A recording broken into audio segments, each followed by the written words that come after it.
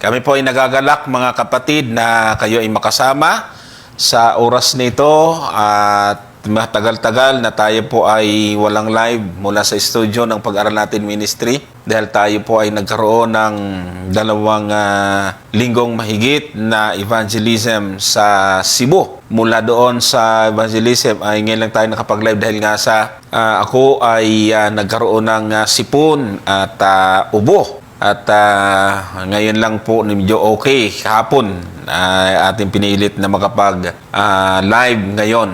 At alam ko na nakita po ninyo mga kapatid yung ating post na topic. Si Brother Gomer ay hahabol dahil wala pa po siya pero kasama na po natin ngayon yung ating hindi ko na po sa tatawaging guest kasi consider na siya po ay membro ng Pag-aral Natin Ministry Team at siya po ay palagi na po natin kasama dito kaya hindi na po siya bisita walang iba kundi isang professor ng Adventist University of the Philippines sa katauhan po ni Pastor Ryan Martinez. Babatiin natin. Magandang gabi sa iyo, Pastor.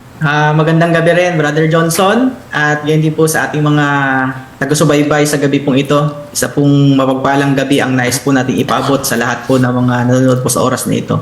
So tayo magsisimula na para tayo hindi masayang ating oras. Mamaya tayo mag-shoutout sa bandang huli. Atin pong simulan at talakayin, mga kapatid, ang ating topic ngayon. Okay? Ito po ay pinamagatang pagtutuwid. Yung pong pagkukorek doon sa misrepresentation ng last generation theology. Alam niyo po kasi mga gilo na taga-subaybay, ang nakakalungkot dahil nga po sa ating panahon ngayon ay hindi po lingid sa inyong kaalaman na ililihis po, na ililigaw, nakakalungkot nang hindi pa nauuso ang LGT dito sa Pilipinas, marami ang nabibless sa ating mga tagapagturo, sila Pastor Reliuma, Pastor Ian Felicitas, maraming mga kapatid ang very humble na nagpapasakop, tinatanggap niya, pinapaniwalaan. Kaya lang, nitong bandang huli ay parang nagtatagumpay yung kaaway na guluhin ang iglesia at nakakalungkot dahil marami na po ngayon ang hindi na ho nagtitiwala sa mga pastor. Yan ang malungkot na balita, mga kapatid. At ang malungkot dyan ay sa layman na ho. Wala namang masama magtiwala sa layman. Layman din po kami. Pero yung pong ipagpalit na doon na po sila nagkakaroon ng tiwala sa halip sa mga theologian na parang pag theologian nakakatakot na isa po itong hindi magandang sinyalis na nangyayari sa ating iglesia, mga gilot na mga taga-subaybay. Kaya ako po ay lagi pong nananalangin at gusto ko po magkaroon ng maibalik sana sa dati. So, marami pong mga video na nagkalat, lalo na mga kapatid, yung pong mga kinikilala na mga mapagkakatiwalaan nating theologian sa Adventist ay nasasalaula na po, lalo na yung kanilang mga sulat.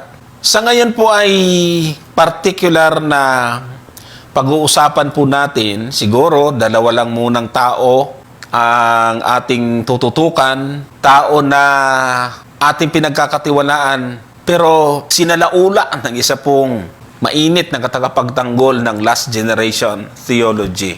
At ako mismo, sa aking salita yan, sinalaula, patutunayan ko po kung paano sinalaula. At alam kong hindi gagamitin ni Pastor ang salitang ito, pero sa akin po yun mamaya.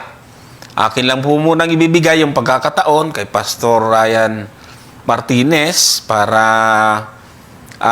simulan ang pagtalakay. Pagkatapos sa isa ka po ako, magbibigay ng akin namang additional, mga kapatid. So, Pastor, simulan natin ito. Bibigay ko sa iyo ang panimula. Pagkatapos ay atin na po itong pagtutulungan. Okay po. Yan, thank you po, Brother Johnson. At sa oras po na ito ay dadako po tayo sa isang pagtalakay na ang ating pong layunin ay iwasto yung mga nagkalat po ng mga misrepresentation, especially po sa social media. Ang social media po ay blessing kapag ito po ay ginamit po natin, especially po sa pangangaral po ng Ebanghelyo.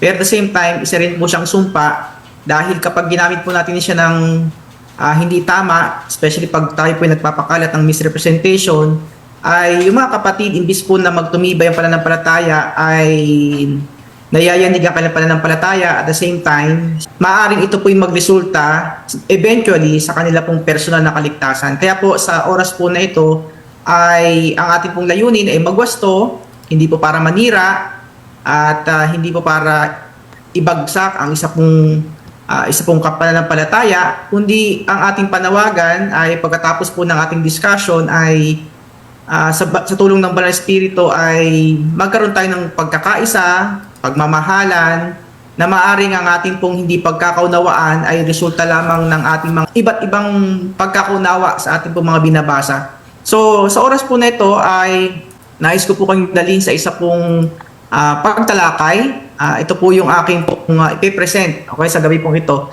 Ang pagtutuwid sa mga misrepresentation ng LGT.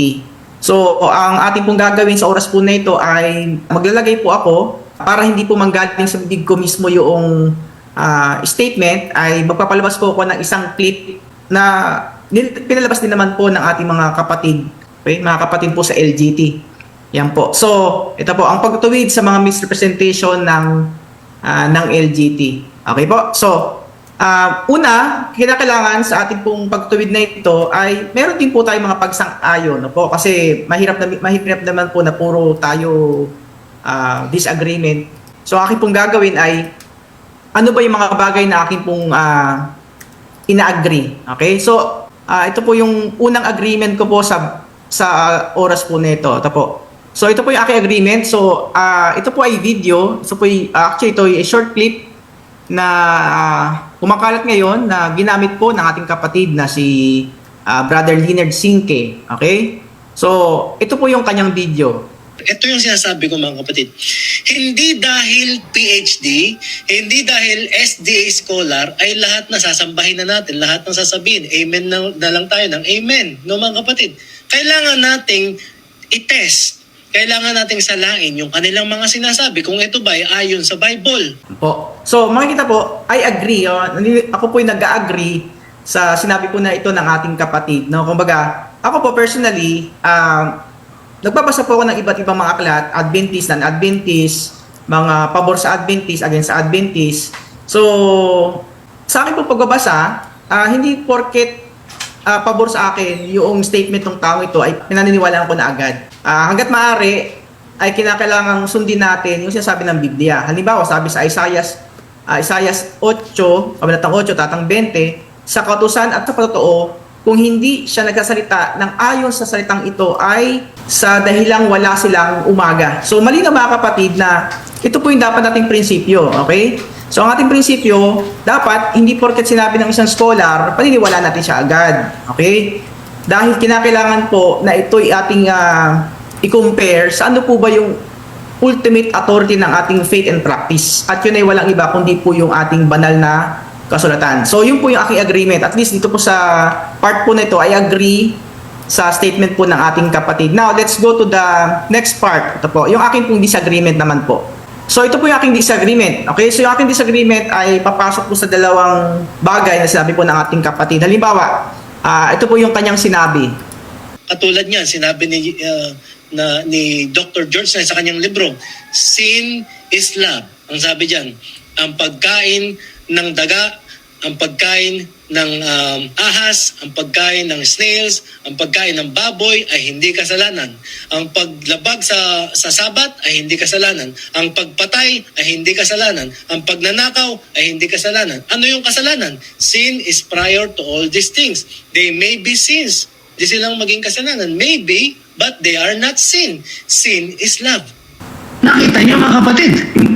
Yan po. So, actually ito po ay actually nung first time kong narinig ito na ginamit ng ating kapatid, okay? I think ito ay ginamit doon sa discussion nila ni Brother Richard Thompson regarding sa definition of sin kung di ako nagkakamali. So, itong phrase na ito, sin is love. Okay, nung una ko itong napakinggan, sabi ko hindi tama yung paggamit ng kapatid natin na ito. Bakit? Kasi nabasa ko na po itong aklat na ito ni George Knight. Sabi ko, hindi ganyan yung pinapatungkulan ni George Knight na okay lang magkasala, na kasi ito po yung pinapalabas dito ng ating kapatid. So this is to po yung bagay na I disagree. Bakit po ito disagreement? Kasi ito po ay tinatawag ko po na context to me, or in other words, quoting out of context. So pag sabi pong quoting out of context, selectively quoting someone while removing the surrounding context to the meaning, so the meaning is distorted. So pag binasa niyo mga kapatid, yung part po na yan, lalabas na tama po ang LGT, na ang mainstream Adventist nagtuturo na okay lang magkasala. Okay? Pero kinakailangan mga kapatid, pag gagamit po tayo ng referensya, maging faithful tayo dun sa context ng author. Hindi lang upang maging pabor sa atin kahit na ito ay out of context. Okay? Kaya po, mahalaga mga kapatid, yung tinatawag ko po na contextual reading. Okay? Pag sabing contextual reading, understanding a text, so it applies not only dun sa mga secular books or mga modern books na meron po tayo ngayon, kundi it also applies even po sa Biblia, even sa writings po ni Ellen White. So understanding a text by looking at what comes before and after it. Kung ano sasabi po nung statement na ito, before and after. Okay? And the situation in which it was written. It focuses on what the author meant. So ano pa talaga sinasabi ng author? Kailangan intindihin mo yung author. Hindi pwedeng ikaw yung mag-impose ng meaning doon sa sinasabi ng author. Kailangan ano ba yung sinasabi ng author? And how the first readers would have understood it. Instead of taking a line out of place and making it say something else. So, ito mga kapatid yung problema dun sa statement na ginamit po ng ating kapatid na coming from the LGT camp. Okay? Kasi yung kanyang paggamit ng referensya, ito po ay ginamit na out of context. Kasi ito po ay nakabase sa aklat po ni George Knight na I used to be perfect, a study of sin and salvation. So ulitin ko mga kapatid, nabasa ko na po itong aklat na ito. Kaya nung una kong narinig na ginamit ito ng ating kapatid sa LGT camp, ay sabi ko, mali. Sablay yung pagkakagamit sa referensya. Okay? Kasi pag binasa nyo, lalabas talaga na pabor, kumbaga papabor sa argumento ng LGT camp yung sinasabi po ni George Knight na ito. Pero ulit natin mga kapatid, ano po ba yung contextual reading? Okay? Ano yung contextual reading? So, ipapakita ko naman dito yung actual book. Okay? Yung soft copy ng actual book ni George Knight. Ito. Yan. Ito po yung actual book mga kapatid. No? Ito yung chapter 1 po ito. So, siguro, later on, kung gusto nyo ng copy ng PDF na ito, ay in-encourage ko po kayo mga kapatid na magkaroon kayo ng copy nito. At basahin po ninyo kasi kapag nabasa nyo po ito, maintindihan po ninyo ano ang kasalanan, ano ang kaligtasan. So, para sa akin, nung nabasa ko po itong book na to, ito po yung naging malaking blessing po sa akin. No? So, makikita nyo po, ito yung part, okay? Sin is love. Pero pag binasa nyo po yung mga kapatid, merong sinasabi si George Knight kung bakit niya nasabi itong statement na ito. Okay? Kasi mapapansin po ninyo, ano po yung sin dito? Yung sin po dyan mga kapatid, capital. Okay? Bakit capital? Okay? Kasi meron po siyang gustong emphasis. Okay? Meron siyang gustong magbigay ng diin. Yung sin dito, hindi ito yung understanding ng LGT camp. Okay? Bakit? Ito, halimbawa, ginamit dito ni George Knight yung illustration ng ito yung tanong niya kasi. Ano yung tanong niya? The essential question. Okay? The question ng Genesis chapter 3. Okay? Did Eve sin when she took the fruit or before she took the fruit? So ang tanong, kailan ba nagkasala si Eva? Nung kinuha niya yung prutas or bago niya kinuha yung prutas? Okay yan. So yun po yung argument po ni George Knight dyan. So ang sabi ni George Knight, nature, gusto niya i-discuss yung nature of both sin, capital S, capital I, capital N, and sins, small s, small I, small n, small s. So makikita niyo po mga kapatid, kung hindi niyo papasahin yung sumunod na statement, lalabas na yung sin, ito yung sin na ginagawa natin. Yung actual sin. Okay? Pero ang gustong sabihin po ni George na dito, kailangan na maintindihan natin ano ba talaga yung kasalanan. Okay? Ang gusto sabihin, sin as nature, as state, or sins as action. So makikita nyo pa lang mga kapatid, ito yung ibig sabihin ni George Knight. Kaya nung sinabi ni George Knight na, sabi niya, eating rats, snakes, snails, or even hogs is not sin. Hindi, ito po ay nagkapatungkol, hindi sa sins as action, kundi sin as state or nature. So makikita nyo mga kapatid dito, halimbawa dito pa lang sin is prior to all these things. Kita nyo, capital S-I-N. They may be sins. Okay? Ibig sabihin, itong mga nasa taas na to, sins yan. Maybe, but they are not sin. Sin is love. So makikita nyo mga kapatid, yan po yung contextual reading ni George Knight. Then at the same time, hinimay-himay ni George Knight yung Genesis chapter 3. Okay? So sabi dito, paano pumasok yung kasalanan? Sabi dito, ang unang hakbang, sabi ni George Knight, to get us to doubt whether God said it. Yan yung una. Tapos yung pangalawa, ito may pangalawa siya. Second point, to get us to doubt that God means what He says. Tapos yung third step ng temptation, to get us to doubt God's good intentions toward us. Ito, yung part na to.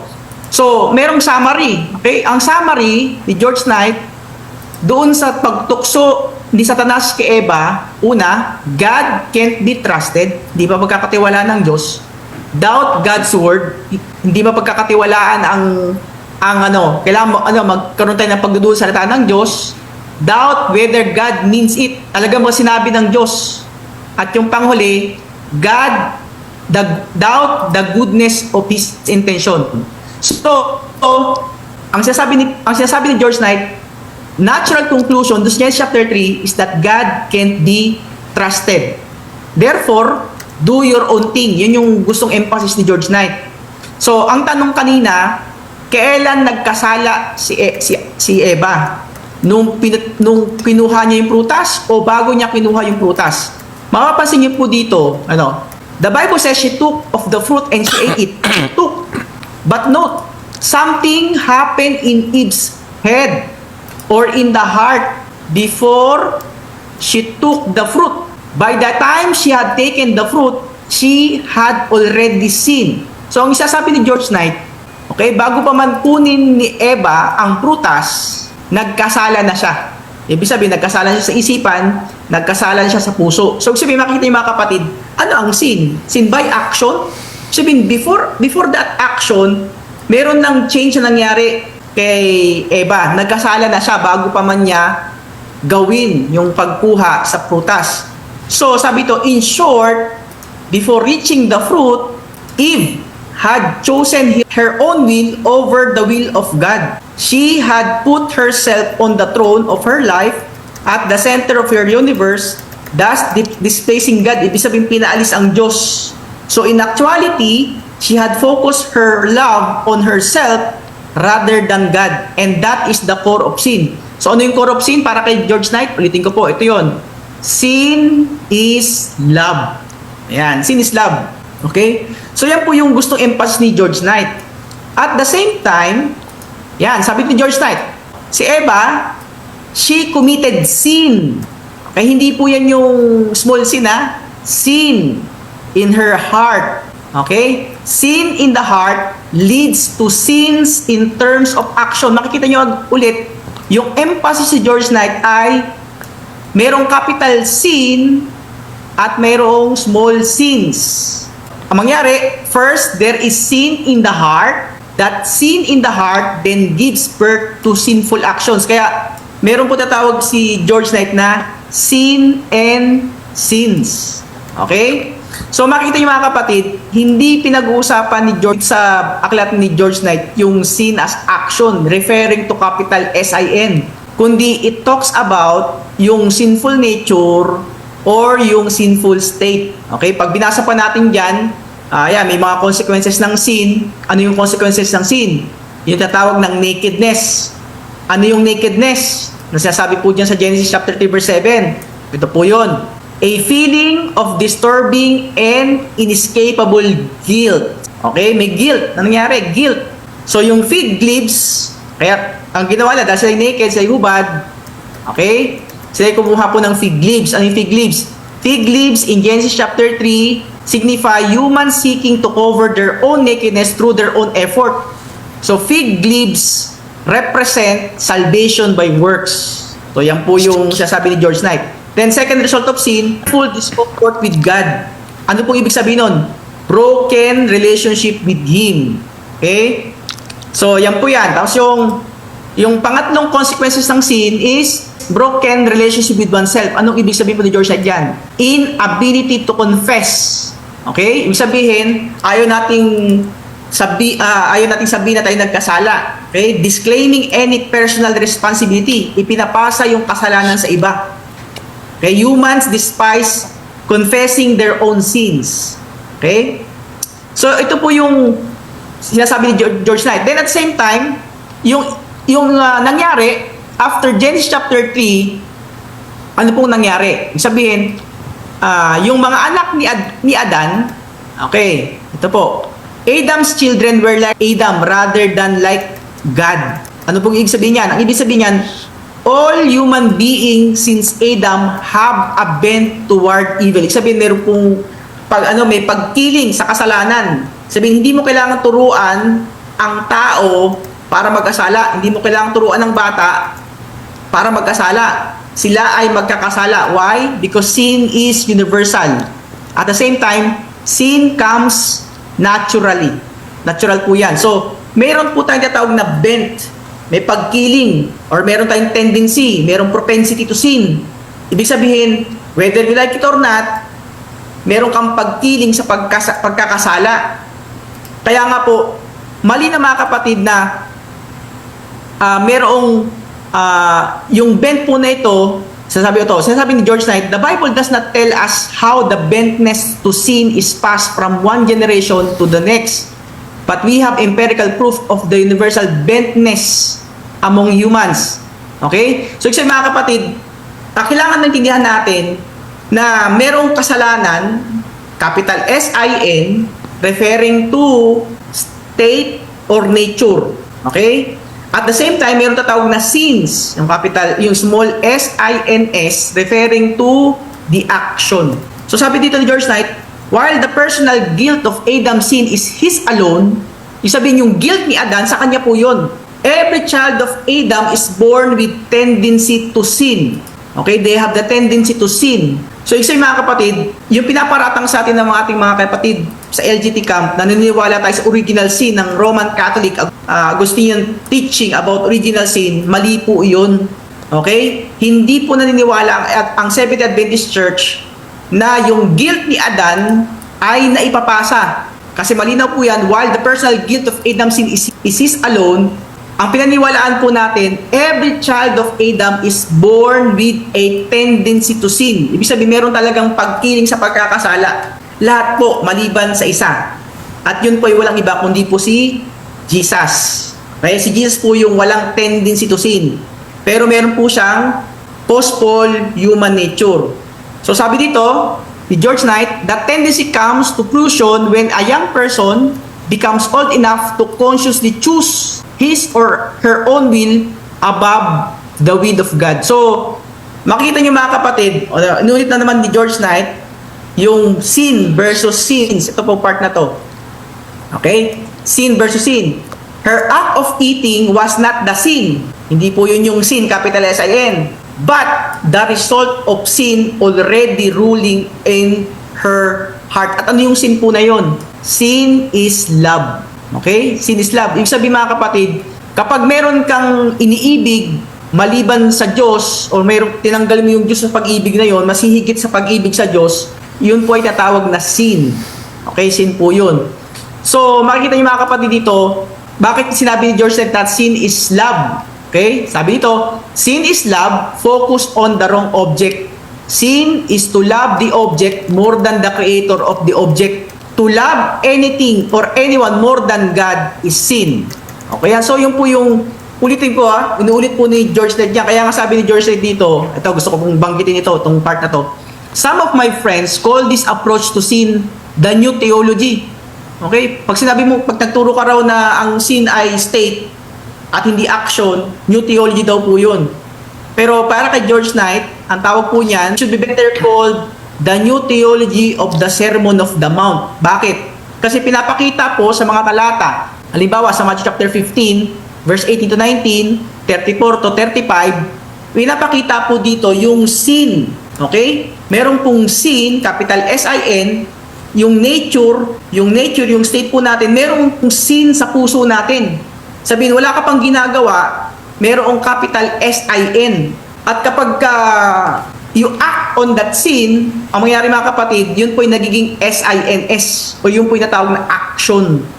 Kaya nga po, tinatawag po yung capital S-I-N, it's a relational concept. Sin is a way we relate to God.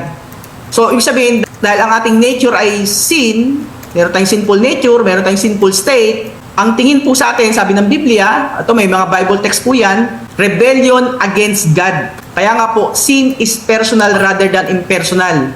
Sin is a personal attack against God's authority. Okay? So the sinner is an enemy of God. An enemy is not just someone who simply falls short of doing someone else good.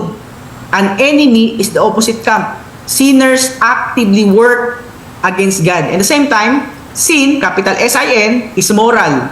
It is a deliberate act of the will in rebellion against God. So, makikita nyo sa aklat po ni George Knight, binanggit po niya si Herbert Douglas. Si Herbert Douglas, isa po siyang, proponent po siya ng last generation theology. Isipin nyo George Knight, nagko-quote po siya sa isa pong proponent ng last generation theology. Okay, anong sinasabi ni Herbert Douglas? Sin is a created being's clenched fist in the face of his creator. Sin is the creator distrusting God, disposing him as the Lord of his life. So, makikita niyo mga kapatid, pag sabing sin, tinanggal mo yung Diyos sa iyong buhay. Tinanggal mo yung Diyos sa puso mo. Wala po yung Diyos sa puso sa isipan kasi nga because of sin as state or nature. So, kaya ulitin ko po, pinapakita ni George Knight anong pagkakaiba ng sinful acts versus sinful nature. Yung state, ito po yun, pinapakita niya dito, sin, okay? Sin, capital S-I-N, is much more than a series of unrelated action. It reflects a state of heart and mind. So, the first element in salvation is recognizing that we are sinners. Ano po yung sinners? Paano i-recognize na tayo sinners? Ito po, sasabi ni George Knight, to recognize that we are sinners means that we recognize there is a power that lords it over us and prevent us from being what God intends us to be. Ibig sabihin mga kapatid, meron pong power of sin. Meron pong sin, yung nature, state na nananahan po sa atin. Hindi po to yung action. Kaya kasi sa mga kapatid, kailan ba tayo nagiging makasalanan? Kasi may naniniwala, nagiging makasalanan ka lang kapag ka nagkakasala ka. Pero pag hindi ka nagkakasala, hindi ka makasalanan. Mga kapatid, hindi biblical yun. Ang biblical is, even before ka magkasala, you are already categorized as a sinner because of that sinful nature and sinful state. Okay? Pero not in the sense na meron kang actual sin. Okay? Kaya pinapakita po dito, meron po tayong power of sin. Okay? Based on Romans 3:9. Okay? It is the power of sin that too many underestimate when they talk about sin. Thus, they think that they can overcome sin through overcoming sin. So, may problema ha kapatid. Paano mo lalabanan yung sin, capital S-I-N, nature state? Okay? Paano mo siya lalabanan kapag yung perfect obedience mo sa kautusan ng Diyos? Hindi mga kapatid. Bakit? Kasi kahit ma-perfect mo, you perfectly obey God's commandment, we still remain sinners because of that state, because of that nature. Pero not necessarily that you are acting, you're doing sin. The mere point na tayo ay merong sinful nature, we have na tayo nasa sinful state, mga kapatid, we are sinners. Kaya kailangan po natin ng Savior. Kaya po si Jesus, kung si Jesus ay merong bent to sin, meron siyang propensity to sin, meron siyang tendency to sin, kailangan din po niya ng Savior. At kung kailangan ni Jesus ng Savior, hindi siya pwedeng maging Savior natin. Kaya nga po, ang sinasabi natin, Jesus is unique. Meron siyang unique human nature. Hindi siya exactly pre-fall, hindi rin siya exactly post-fall. Siya po ay unique. Yan po. So, makikita niyo mga kapatid, ang sinasabi ni George Knight dito sa kanyang aklat, ulitin ko ito po, ulitin ko tong part na ito kasi para hindi po ma-misrepresent si George Knight. Ito yung ginamit. So, ito yung gustong ipunto po ni George Knight. Sin, sins. So, magkaiba po yung sin, capital S-I-N, iba po yung small s-i-n-s. First, there is sin in the heart. That sin in the heart then gives birth to sinful action. So, mga kapatid, sana kapag gagamit po tayo ng referensya, siguro kung ito po isang klase, mabibigyan ko po agad yung gagamit ng maling referensya ng F, bagsak agad yan. Okay? Kasi pag gagamit tayo ng referensya, make sure na yung referensya natin, tama yung konteksto ng sinasabi po ng author. Huwag po tayo mag-impose ng meaning doon sa sinasabi ng author. So, to be fair naman sa ating mga kaibigan, mga kapatid from the LGT camp, kapag ako gumagamit ako ng writings ni Andresen pa lang po yung ginagamit ko hindi ko pa ginagamit yung kay Paulson, hindi ko pa ginagamit yung kay Larry Kirkpatrick, hindi ko pa ginagamit yung kay Privy. Kapag sa susunod na mga live namin ni Brother Johnson at dito sa pag-aralan natin, makikita niyo mga kapatid, makikita niyo po inconsistency ng teachings ng last generation theology. Ang ginagamit pa lang namin mga kapatid, si Andresen. Kay Andresen pa lang mga kapatid, makikita nyo, ang ginagamit naming referensya, hindi lang yung sanctuary services. Gumagamit din kami ng ibang referensya na sinulat po ni Emil Andresen para mapakita namin ano pa talaga siya sabi ni Emil Andresen sa kanyang mga statement.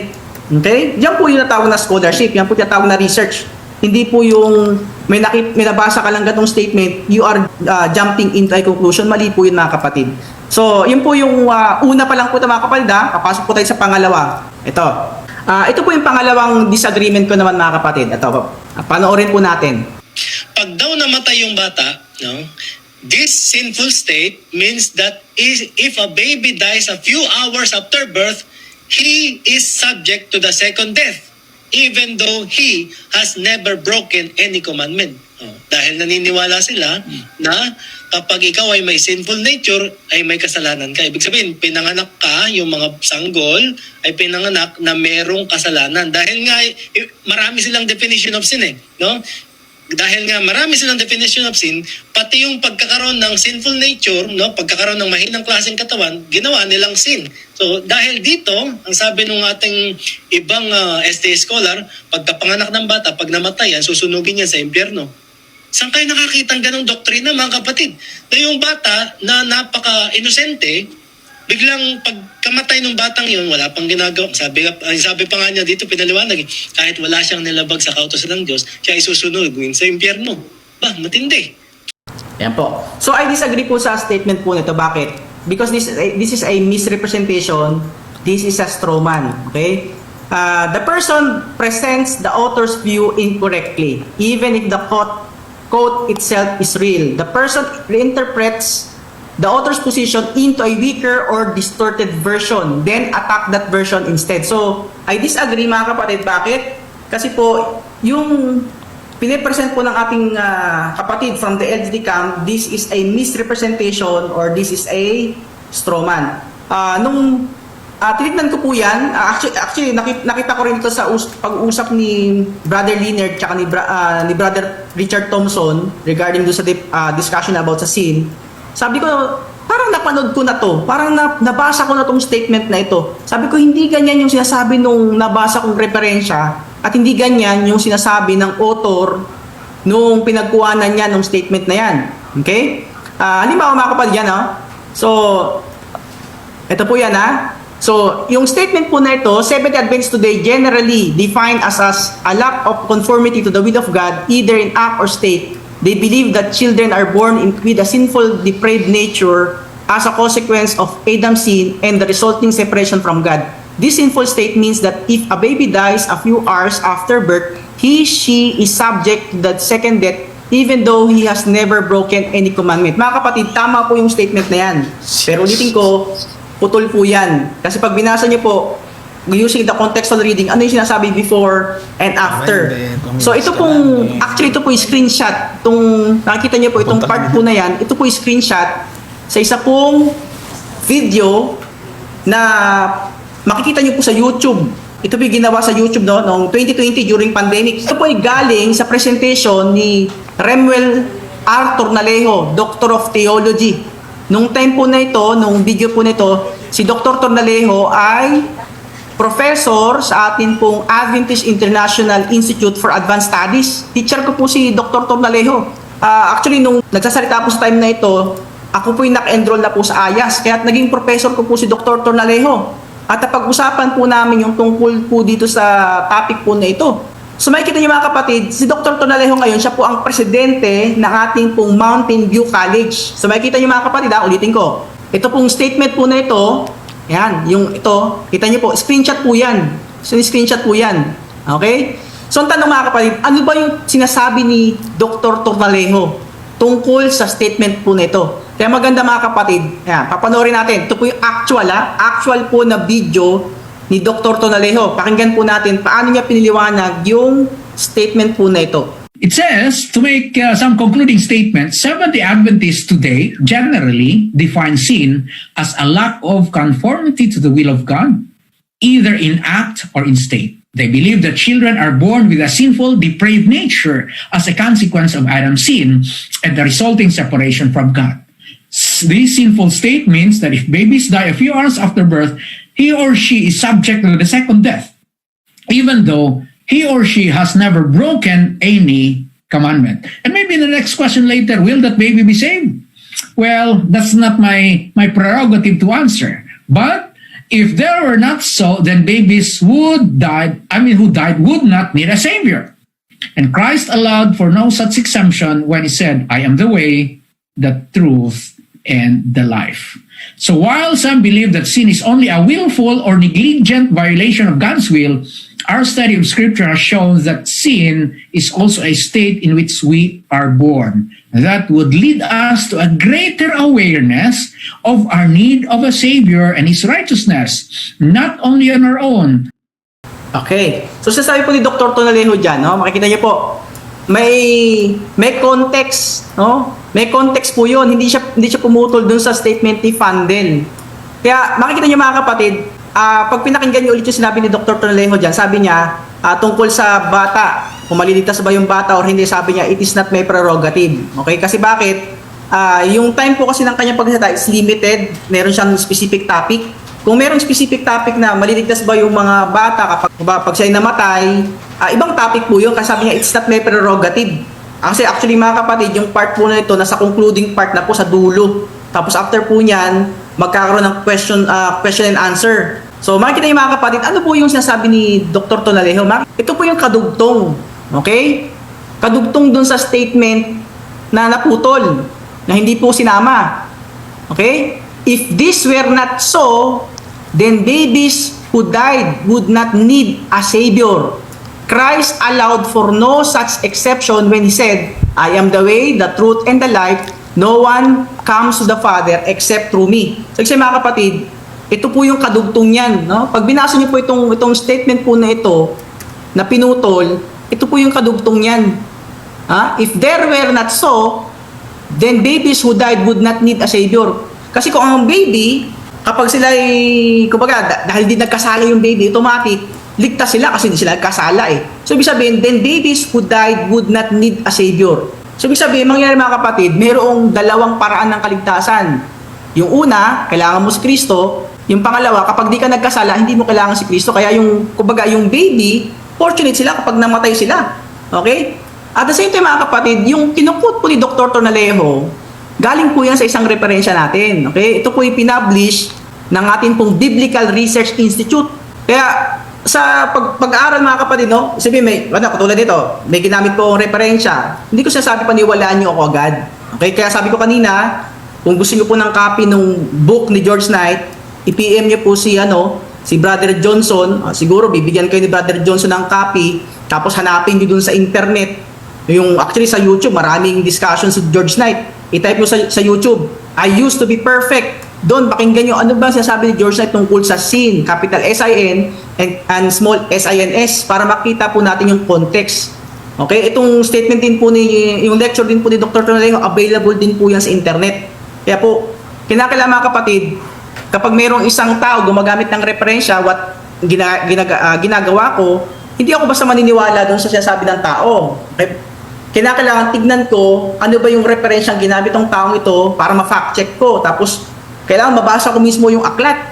Hindi ako basta-basta naniniwala. Kasi kung gano'n mga kapatid, ano po yun, isipin, nagiging ano po tayo, lazy, nagiging tamad tayo sa pananampalataya. Kasi kinakailangan, bilang mananampalataya, kinakailangan po, tayo po ay maging kagaya po ng mga Berean. Okay, ito yung Berean, no? Basahin ko po sa Gawa 17:11. Ngayon, ang mga ito ay higit na marangal kaysa sa mga taga-Thessalonica, sapagkat tinanggap nila ang salita. Problema siguro yung internet ni Pastor. Nasa EUP po siya, mga kapatid. Hintayin natin na makabalik si Pastor. Sige. So susugan ko muna yung kanya pong mga sinabi, mga kapatid, bilang pagsuhay dito po sa, sabi ko nga kanina, nasa laulan na libro ni kinikilala po natin si George Knight. Doon po sa aklat na yun, ito po yung cover, I used to be perfect.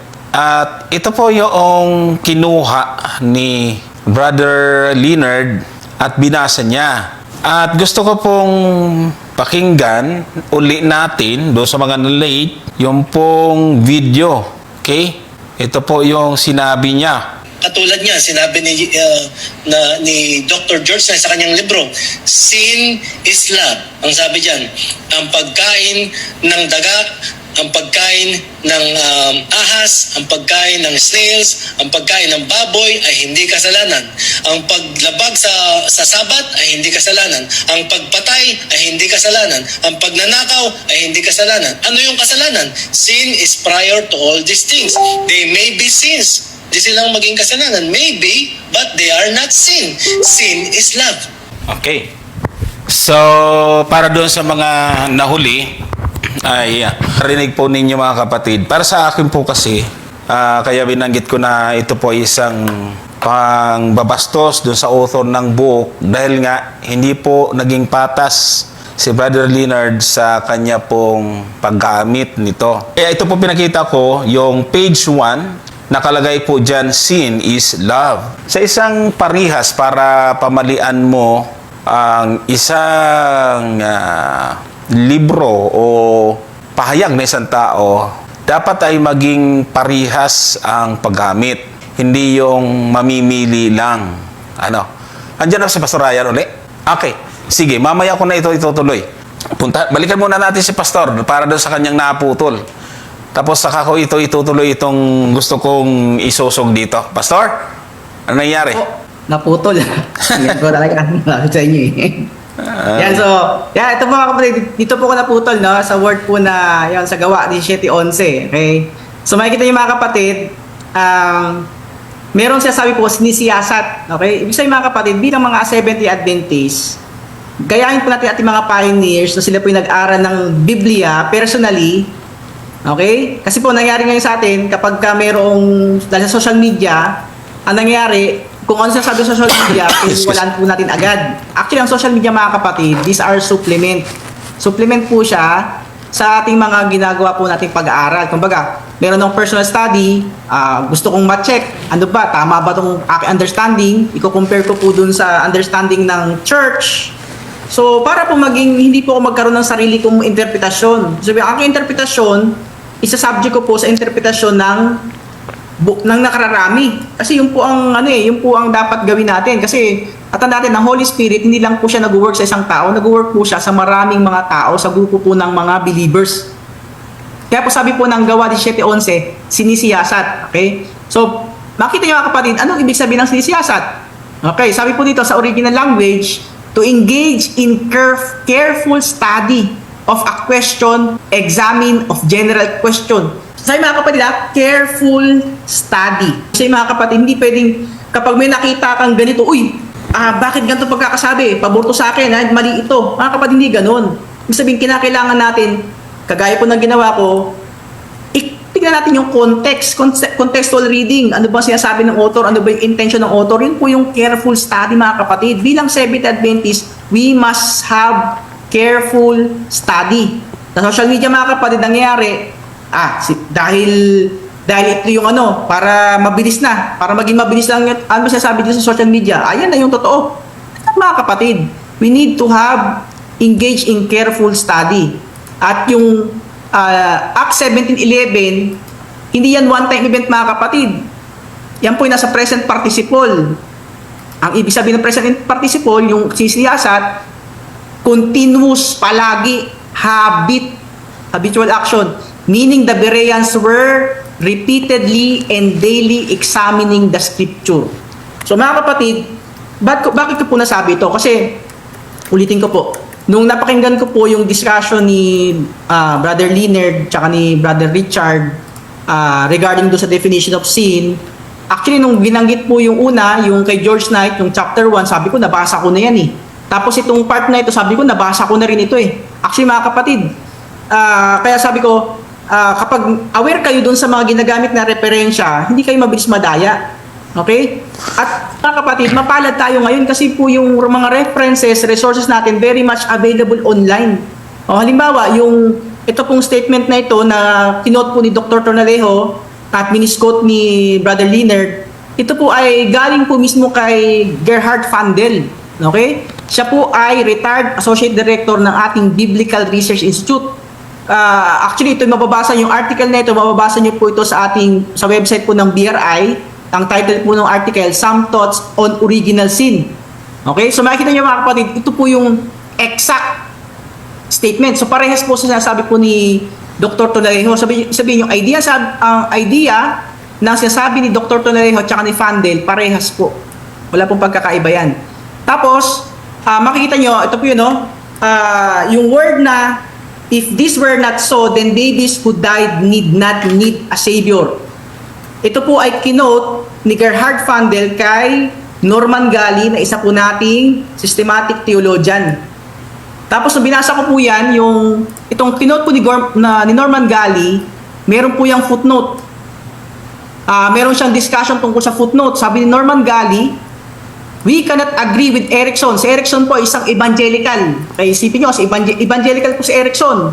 Pero ang paniniwala niya na yung bata, kapag ka namatay, diretso sa langit. Okay? Sabi niyo daw, we cannot agree with Erickson, evangelical. Okay? Kaya sabi nung ito mga kapatid natin na LGT, ibig sabihin, kung naniniwala kayo na yung bata dahil hindi nagkasala, diretso sa langit, hindi evangelical din kayo kasi paniniwala rin na evangelical yan eh. We cannot agree with Erickson who believes that there is no condemnation until one reaches the age of responsibility. He says, ito yung sabi ni Erickson na isang evangelical, if a child dies before he or she is capable of making genuine moral decisions, there is only innocence and the child will experience the same type of future existence with the Lord as will those who have reached the age of moral responsibility and had their sins forgiven as a result of accepting the offer of salvation based upon Christ's atoning death. So sinasabi ni Erickson na isang evangelical, okay? Ang sinasabi ni Erickson, ang mga bata, dahil sila inosente, meron silang innocence, okay? Ibig sabihin, will experience the same type of future existence with the Lord. Ibig sabihin, sila ay kapag namatay, yung mga bata, yung mga baby, ibig sabihin, bago nila na-reach yung age of responsibility, pag namatay sila, diretso sa langit. Okay? Pero kapag na-reach mo na yung age of responsibility, nagkasala ka, then you need Christ's atoning death. So ano sinasabi po ni Norman Gali? Sabi ni Norman Gali, this line of reasoning would introduce the idea that some people can get to heaven without a savior and that it is better for children to die so they will be saved for eternity than to grow up and possibly lose eternity through wrong choice. So makikita yung mga kapatid, sinasabi po ni Gerhard Fandel, quoting si Norman Gali. So ang tanong, paano yon? Meron pala dalawang klase ng salvation. Okay, meron pala dalawang klase ng salvation. And At the same time mga kapatid, okay, I encourage you na basahin. Kasi free naman po ito sa internet, sa Biblical Research Institute, Some Thoughts on Original Sin. Okay? Kasi binabato sa atin ng ating mga kapatid na LGT.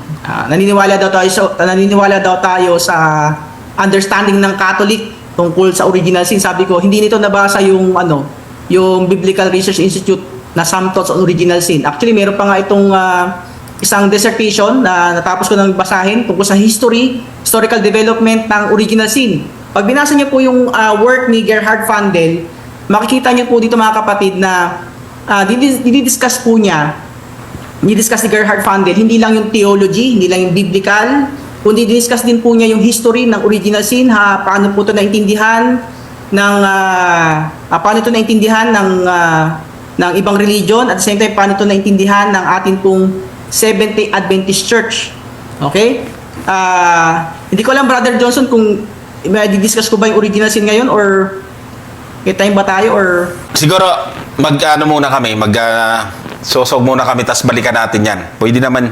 Sige po. May time pa naman. So, yun po, no, actually, yung nga po, Brother Johnson, Brother Gomer, yung mga referensya, okay, yung kay George Knight, available yan. Pwede kayo makahingi ng copy. No? Mamaya, siguro, makahingi kay copy kay Brother Johnson. Available po yan. Isabihin, kailangan maging faithful tayo dun sa reference. Hindi natin pwedeng i-out of context yung sasabi ng author. At the same time, yung sinabi ni Dr. Tonalejo, available po yan sa internet. Maging yung kinote Dr. Tonalejo na si Vandel, available po yan online. So, yun po yung dapat natin maging espiritu. Espiritu natin, hindi porket may narinig tayong bago, mali yan. No? Conclusion agad, mali. Hindi mga kapatid. Kasi kinakailangan, kapag merong isang nagturo ng ganito, bigyan natin ng time, bakit niya sasabi to, ano ba yung mga referensya niya. Kailangan, sabihin natin, tama ba yan o mali? Hindi pwedeng ikaw mismo nagsabi, mali. Nag-iisa ka, tapos sabihin mo, mali yung nakararami. Hindi ibig sabihin, ikaw lang yung kinasihan ng Espiritu Santo, paano yung iba? Kita tandaan natin, ang Panginoon, kumikilos siya, hindi lang sa isang tao, kumikilos siya sa grupo ng believers. So, ako, bilang pastor, bilang nagtuturo ng theology, yung mga binabanggit ko pong mga bagay na ito, hindi ko yan personal. Alam ko kapag yung sinasabi ko personal, alam ko kapag yung sinasabi ko, ito ay base sa mga referensya. So, siguro yun po na Brother Johnson, Brother Gomer, at least nabigyan po natin ng paglilinaw, ano ba talaga yung context, yung referensya tama. Kasi tama naman yung referensya. Ang problema, yung interpretasyon, nagkaroon ng problema. Okay? Nagkaroon ng misinterpretation. So, yun po. So, siguro dito ko po tatapusin muna yung akin pong presentation, Brother Johnson, Brother Gomer. At least meron po tayong discussion regarding these 2 points po. So malinaw po mga kapatid na meron pong intention na para pagmukhaing nagtuturo, nagmali si Dr. George Knight sa puntong ito. Kaya ito, lagay ko po dito sa screen. Ito po yung soft copy cover ng book. Pwede po kayong manghingi sa akin. Tapos, ayan po, sin is love. Tapos binasa nga po niya yan, yung mga pagkakasunod-sunod po dyan, na sinasabi, eating rats, snakes, snails, or even hogs is not sin. Sabbath breaking is not sin. Murder is not sin. Thief is not sin. Sin is prior to all these things. They may be sins, maybe, but they are not sin. Sin is love. Dapat, pagka binasa po ito, kung ang isang tao ay patas at tapat na mga ngaral, lalo na kung sinless, ay dapat po ay ipapaliwanag niya po ito ng walang daya. Kasi po, kung nagsisikap na maging sinless ang isang tao, pero dito pa lang ay dinadaya na isang referensya, ay napakahirap po nito at masakit po sa amin na nakakaintindi naman ng nilalaman ng book na ito, mga kapatid. Sa aking observation, ito po yung mga error or violation ng nagbasa at gumamit po nito. Ayoko na lang banggit paulit-ulit ang kanyang pangalan. Ito yung tinatawag na quote mining. Ano pong ibig sabihin ng quote mining, mga kapatid? Quote mining is the practice of taking a short snippet of someone's words out of its original context. Kaya ang ginawa po niya, mga kapatid, distort the author's true meaning, misrepresent their position to support a different agenda, and deceive the audience by hiding the full explanation. So mga bigat po ito, mga ginang taga-subaybay, yung baluktutin mo, yung tunay na ibig sabihin ng author. Kasi sa paraan ng kanyang pagpipresent ay gusto niyang pagmukhay na mali at parang kay George Knight, pumatay ka, hindi ka nagkakasala. Magnaka, kumain ka ng daga at ahas, hindi ka nagkakasala. Period. Ganon po ba ang ibig sabihin ng author, mga kapatid? Masakit Masakit, mga kapatid, yung pagbintangan mo yung dihamak na mas matino naman sa kanyang tao at pagmukhain niyang iwan. Doon po nakakalungkot, mga ginang taga-subaybay. Kaya ito po yung nangyari. Ganito po niya dinaya, mga kapatid, ang aklat, no? Nabanggit na aklat ni Pastor Ryan yung iba, no? Number 1, the selective cut. Ano pong ibig sabihin? Pinipili, pinutol. Yun lang yung pinagdiinan niya, yung alam niya na susuporta sa kanila pong paniniwala, pumili lang siya doon. Sa halip na kunin yung napakagandang mensahe ng author, ay kumuha lamang siya ng shocking statement, no? Tinanggal niya yung explanation. Kaya yung pong tinatawag po natin sa interpretation na mahalaga, yung qualifier. Kasi pag may unang statement, mga kapatid, sigurado yung author niyan, meron pong qualifier. Meron pong kasunod na salita na kina-qualify yung una niyang salita. Napakahalaga yan. Pag pinutol mo yon, nandadaya ka. May intention kang iba. Kaya itong halimbawa natin, yung sinabi ni George Knight na murder is not sin. Ginamit niya ito para palabasin na kinukonsente ni George Knight yung pagpatay, o kaya okay lang sa kanya. May expression pa siya na parang namumroblema siya, ba't ganito? Ay, ano ba tawag ito? Alam nyo, mga kapatid, itinago niya kasi yung ibig sabihin talaga ng author. No? Kaya, ang ginawa niya, yung pangalawa, removal of context. Tinanggal niya, hindi niya binigyan ng kalayaan na maipaliwanag ng author yung context mula sa sarili niyang aklat. Kaya, yung tinatawag na hypothetical scenario, hindi po binigyan ng patas na laban ang napakagandang aklat na ito. At isa pa, yung the ellipsis trick, yung quotation ni Brother Leonard, alam niyo, sa isang ganito, sa isang tapat na lingkod ng Diyos, pag gumamit ka ng quotation at alam mong may karugtong, lagyan mo dapat ng ellipsis. Sinadya niyang alisin yung sinasabi po nating contextual qualifiers. Kasi sa konteksto po ng paggamit ni Dr. George Knight, nakikita po ninyo kung bakit kinakapitalize niya yung sin. At bakit may binabanggit siyang sin, na pinaliwanag ni Pastor Ryan, ba't may sinasabi siyang sin at sins?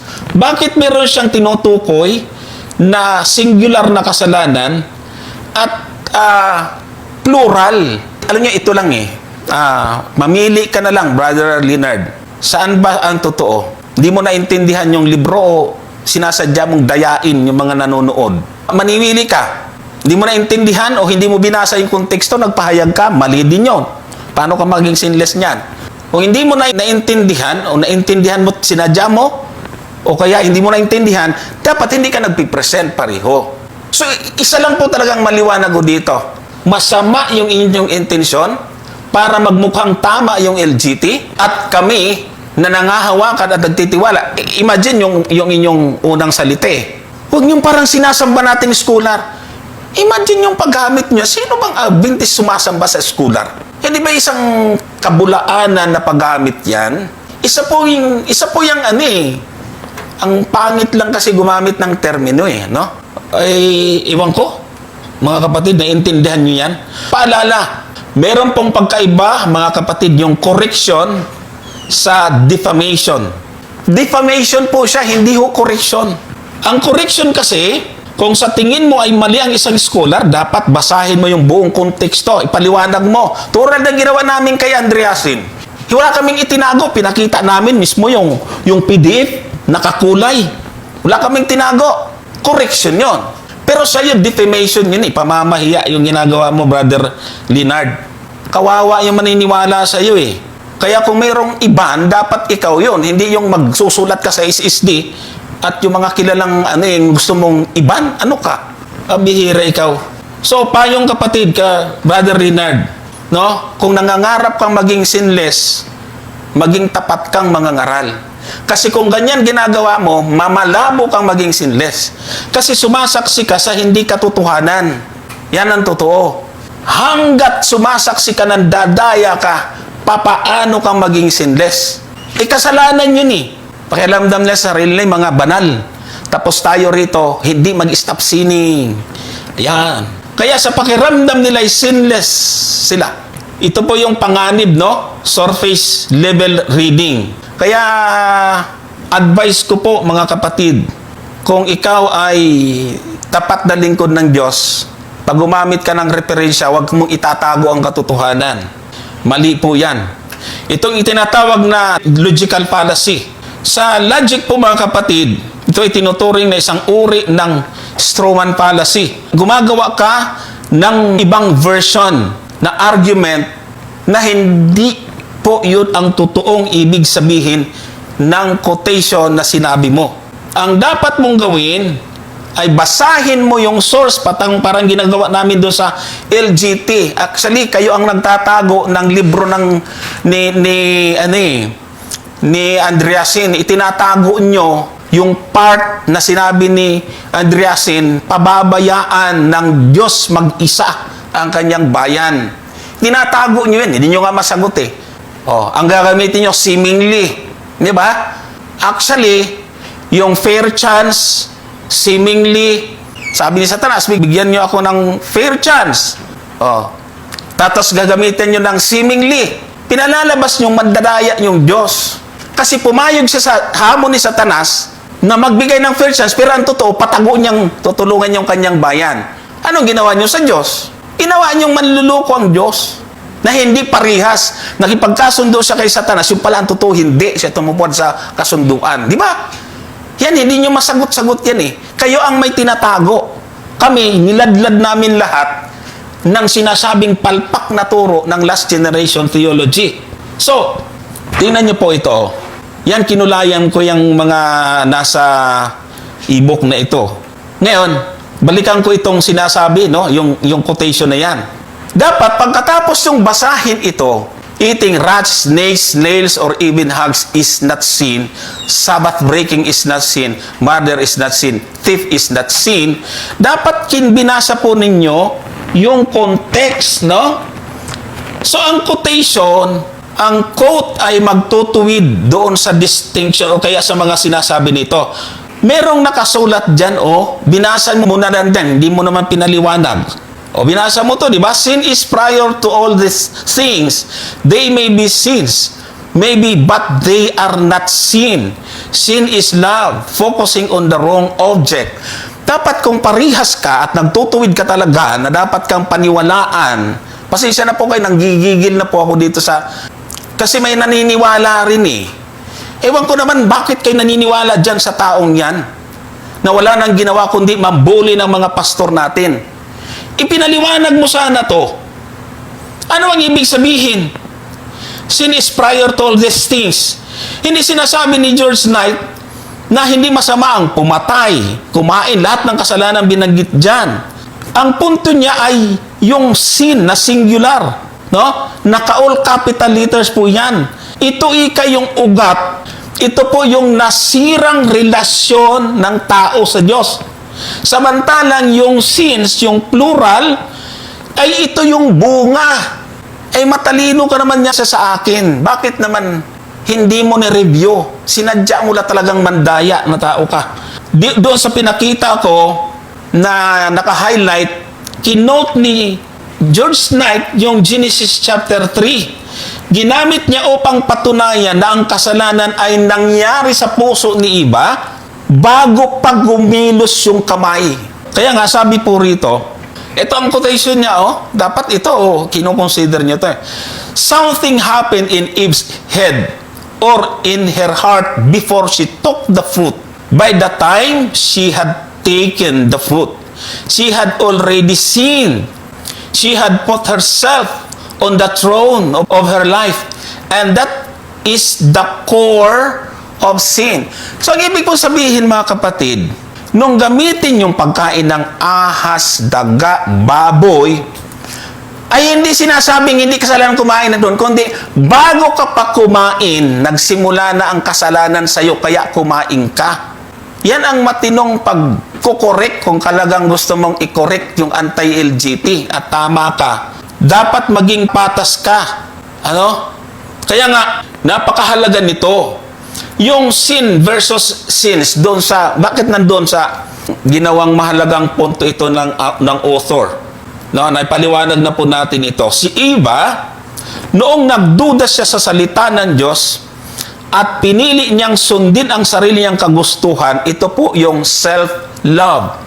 Kaya nakalagay sa book ni George Knight na yung sin is love. Dapat yun, pinapaliwanag din Nagkasala na siya bago yung aksyon. Hindi pa niya kinain yung prutas. Doon ay nagkasimula na yung kasalanan sa puso niya dahil nagduda na siya sa Diyos. Sa madaling salita, kumbaga, yung sins na plural, parang ito yung mga bunga ng kahoy.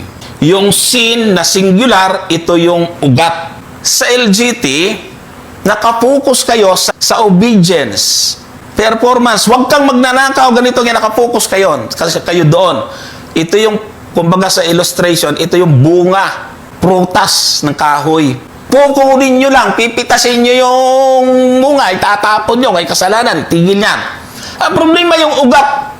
Yun ang punto ni George Knight, yung ugat. Ano ang ugat?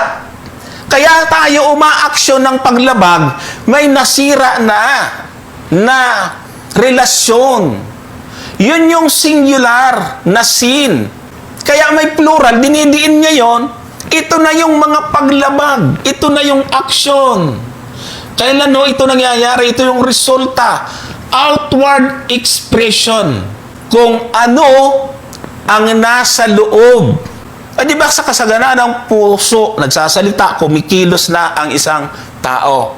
Kaya nakakalabag tayo, nagsimula na ang kasalanan, kaya tayo na umaaksyon. Ito po'y magandang theology para maiwasan ang pagkalulong sa kasalanan. So yung mga ginamit na halimbawa, pagpatay, pagnanakaw, pagkain ng mga bawal, ito yung mga kasalanan. Sa mandaling salita, yung pong pinakaugat ay hindi mo mapapatay kung nakapokus ka sa bunga, sa prutas. Kaya maling-mali talaga yung theology ng last generation na nakafocus sila sa aksyon. Iniisip nila, yun lang ang kasalanan. Kaya tuloy, akala nila hindi sila nagkakasala kasi hindi naman sila pumapatay Hindi naman sila nagnanakaw. Parang yung nagtanong sa Panginoon, nasunod naman lahat Kaya anong problema? Yung loob wala sa Panginoon. Kapag ang pag-ibig natin wala sa Panginoon, sunod-sunod na yung kasalanan. Yan ang dapat po natin tinitingnan dito sa aklat na ito ni George Knight, So bakit nakasulat dun yung ang sin I love? Ano yung pinakamagandang mensahe? Nakita ko dito sa aking pagbabasa nitong aklat na ito. Yung ating relasyon sa Diyos, kapag ang tao ay humiwalay sa Diyos, ay inilalagay na niya ang sarili doon sa trono. Parang si Satanas, si Lucifer. Paano siya nagkasala? Inilagay na niya yung sarili niya doon sa trono ng Diyos. Self-love. Kaya sabi, sin is love. Yung pag-ibig sa sarili. Kaya, ang sabi po rin ito ni George Knight, hindi ka lumalabag sa 10 utos. Parang yung mayaman na nagtanong. Lahat to naganap ko Sabi na pa yun, sige, binta mo yung ari-arian mo. Sumunod ka sa akin. Ay, booking.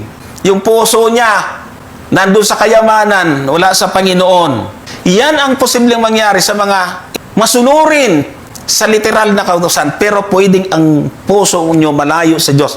At ang katunayan, malapit nga kayo sa Diyos, dapat humble kayo, hindi kayo nang lalait at hindi kayo nang nanunuligsa. Kami sumasagot lang kami. Hindi yung wala kayong tigil, kakapanira. Nandadaya ka, Brother Leonard. Yung hindi naman LGT, kukuha ka ng video, lalagyan yung last generation theology. Walang kamalay-malay yung mga tao. Nilagyan mo na ng level.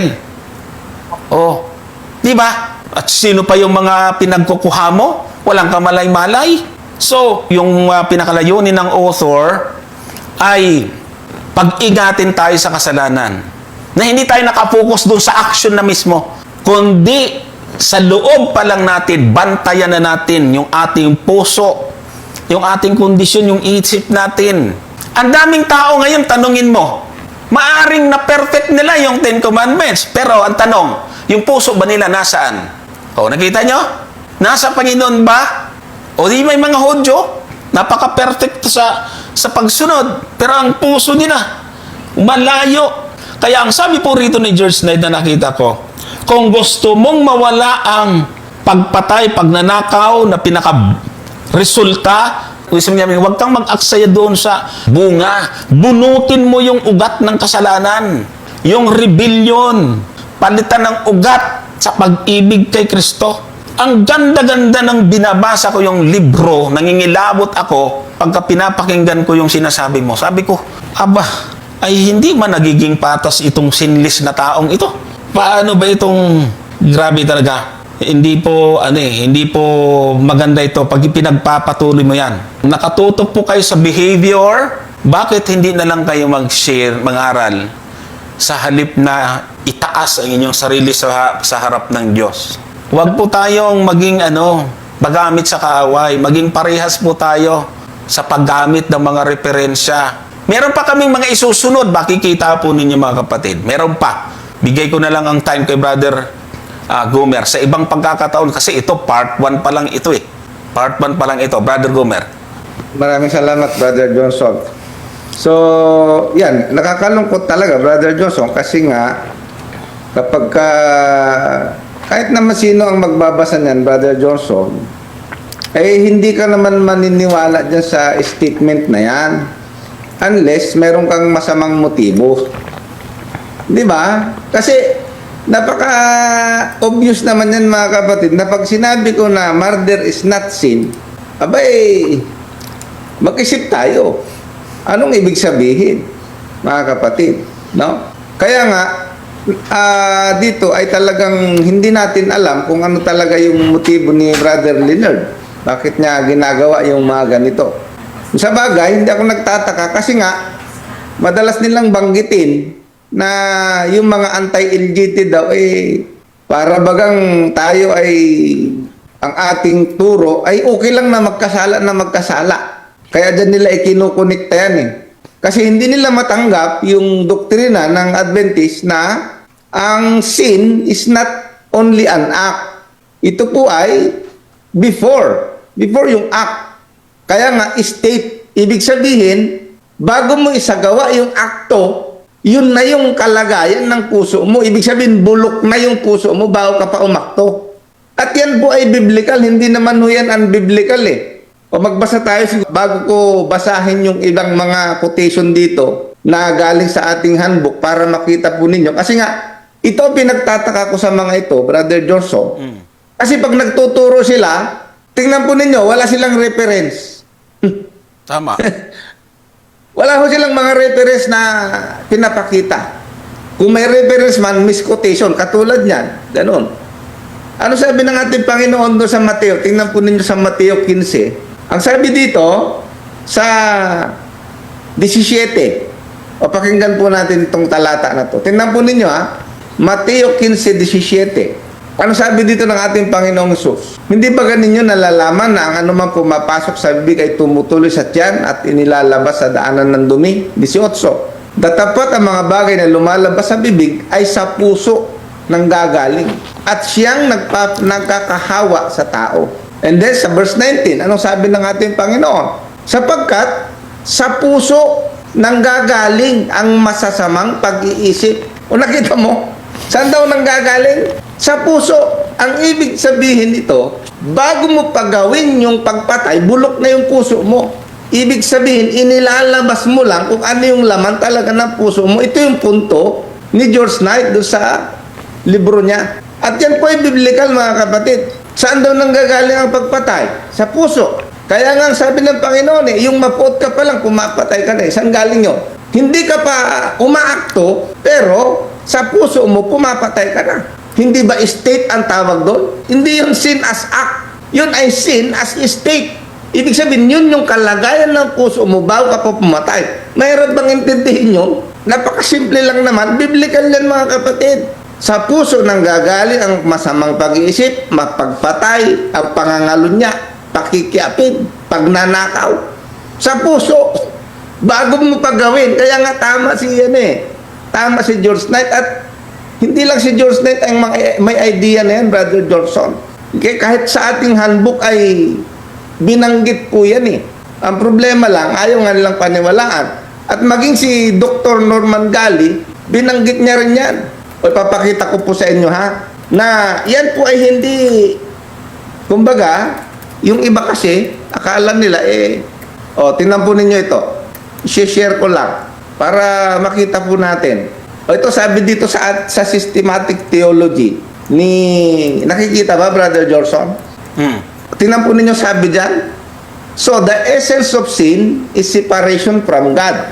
Anong ibig sabihin itong separation from God? Ibig sabihin, bago pa pumitas si Eva ng prutas, sira na po yung kanyang relasyon sa Diyos. Kasi, pinakinggan niya na yung sinabi ni Satanas. Yun pong dapat nating maintindihan dito. At doon pa lang sa kalagayan na yun, bago pa siya kumain, nagkasala na talaga siya. Yun yung tinatawag na sin as state. At yun yung binabanggit ni George Knight na sin, yung capital letter na S-I-N. Sabi niya rito, the essence of sin is separation from God since it breaks the relationship with God. As soon as Adam and Eve sinned, they hid from God because sin had severed their ties with Him. Ito na, before the overt act of eating the fruit, pansinin po ninyo, Eve had broken her relationship with God. It was doubt, a broken relationship that led to disobedience. So yan po yung dapat nating maintindihan. Kaso ayaw tanggapin ito Tingnan mo ninyo. Sabi rito, ito po ay nasa libro ni Dr. Norman Gali. Hindi ko naman iisipin na mas magaling ako kaysa rito, Brother Johnson, Pastor Ryan. Sabi niya, so sin is more than just an outward act. It precedes the act. Di ba? Hindi ba natin matatanggap ito? Sin is also about motive. The tendency to sin and the broken relationship with God, rooted in self-centeredness. Kaya nga binanggit ni George Knight, yung sin is love. That is a love of self. Yun ang dapat nating maintindihan. Ayan mapapansin nyo po ito. Sin, big letter po yan. Ibig sabihin, hindi lamang po si George Knight, Pastor Ryan, ang gumamit nito. Maging si Dr. Norman Gali, ginamit niya rin niyang sin, yung capital letter. Sabi niya, sin is not merely wrong acts and thoughts, but sinfulness as well. Ibig sabihin yung kalagayan ng puso mo, an inherent inner disposition inclining us to wrong acts and thoughts. Nakita mo? Kaya nga sinfulness ang tawag dyan pagiging makasalanan. Thus, it is not simply that we are sinners because we sin. We sin because we are sinners. Di ba napakaliwanag? What are the implications of the fact that all are sinners at birth? Born separated from God, centered in self with tendency to sin. Ibig sabihin, iaakto mo yung kalagayan ng puso mo, yung state mo. When we grasp the utter the spirit condition of the race, we better appreciate how great is the gift of salvation. Kaya nga dito dapat maintindihan natin.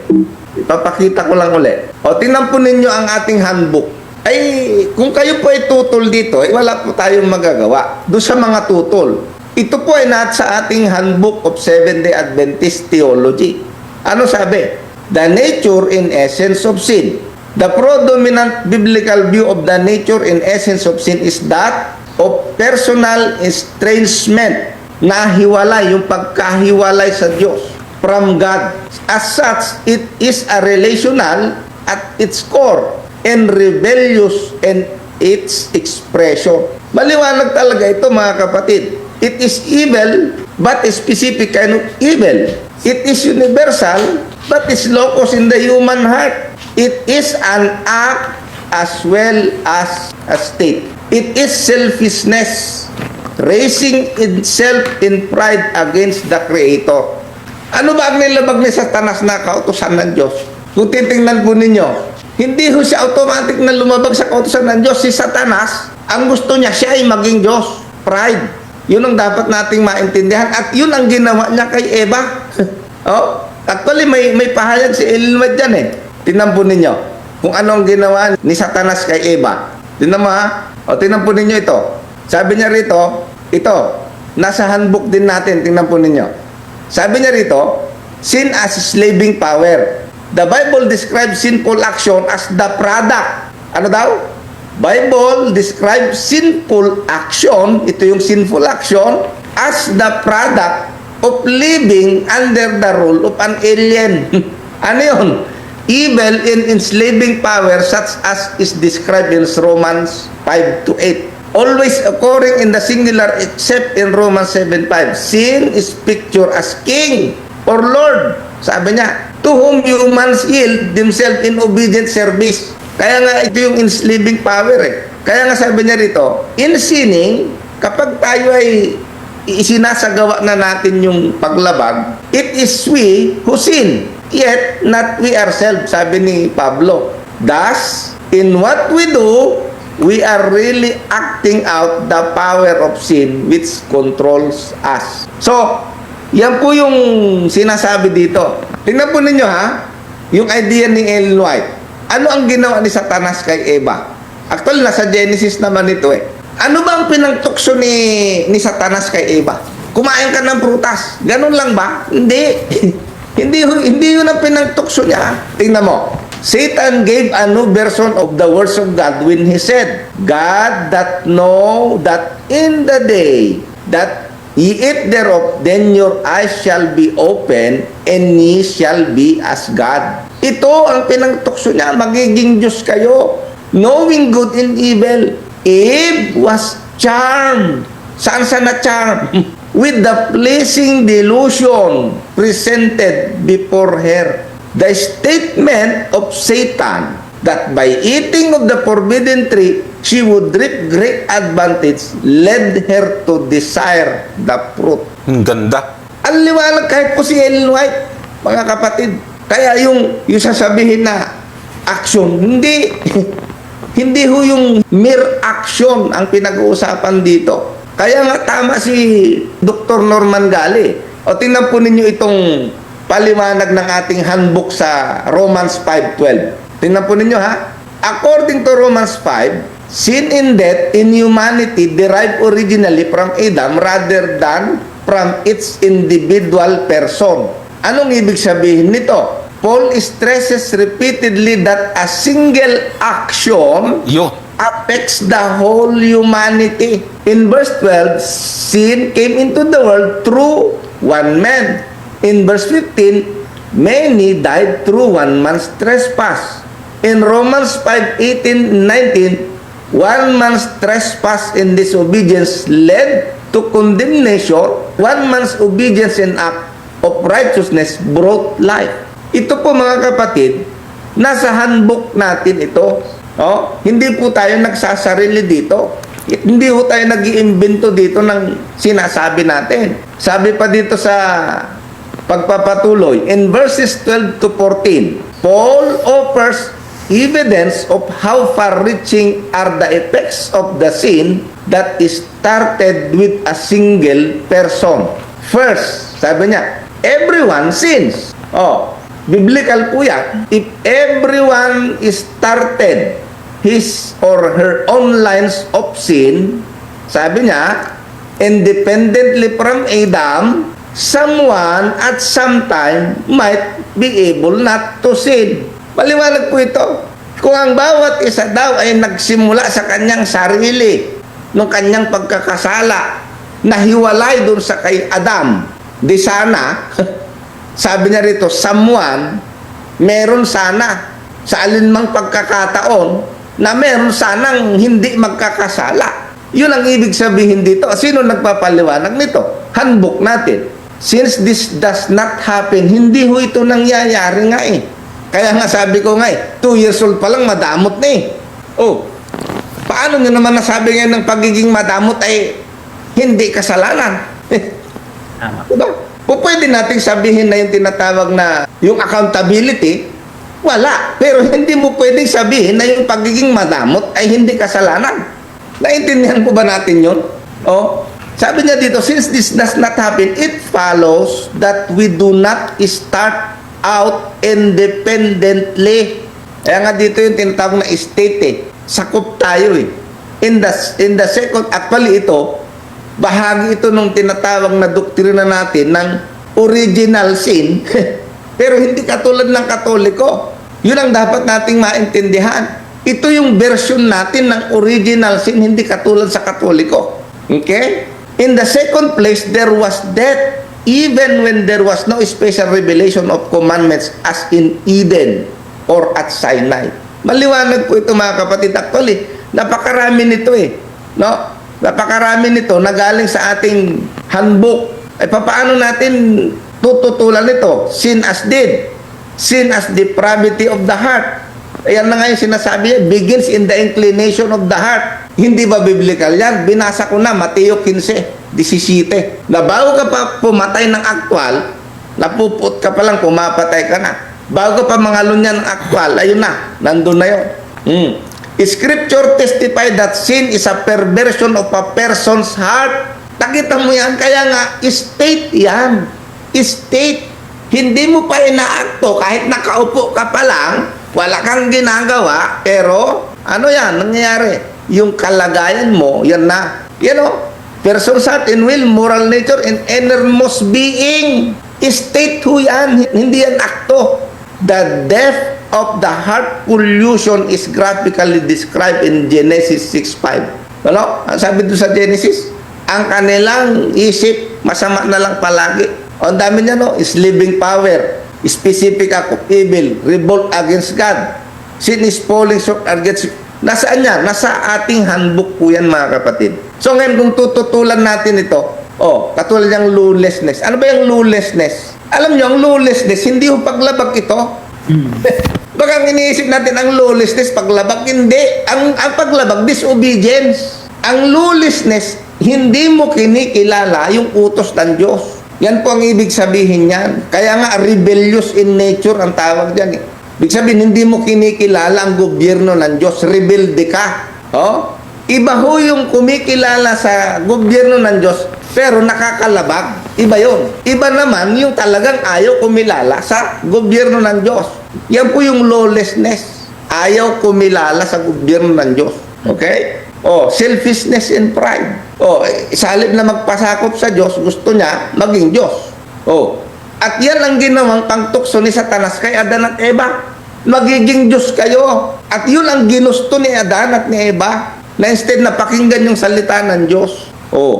So, yan po yung masasabi natin dyan sa mga bagay na yan. Kaya nga, ito hindi ho tayo nag-iimbento. Brother Johnson, Pastor. Kinukuha ho natin ito doon sa ating mga reference na standard reference po natin. Ay kaso lang, kung mas paniniwalaan nyo nga yung mga nagkukwento lang, nasa sa inyo po yan.